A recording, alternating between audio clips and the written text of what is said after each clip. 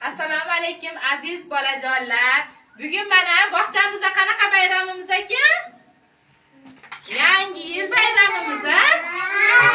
Yangi yil bayramimizga hammalaring xush kelibsizlar.